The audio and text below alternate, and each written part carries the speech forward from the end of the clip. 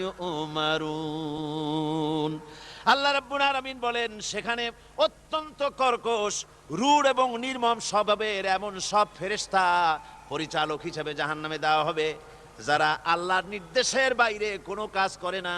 তারা সেই সব কাজই করে যা আল্লাহ তাদেরকে হুকুম করেন। তাদেরকে অনুরোধ করে, দরখাস্ত করে কোনো রকম তাদের কাছ থেকে কোনো কৃপা, কোনো করুণা, কোনো মহব্বত কিছুই পাওয়া যাবে না। অত্যন্ত কর্কশ, রূঢ় মেজাজের ফেরেশতা সেখানে পরিচালক হিসেবে দেওয়া হবে।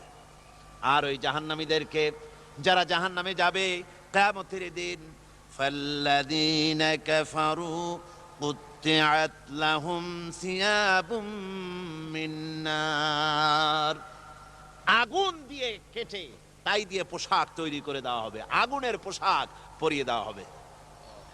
আগুনের পোশাক গায়ে পরায় দেওয়ার পরে কুল্লামা নাদিজাত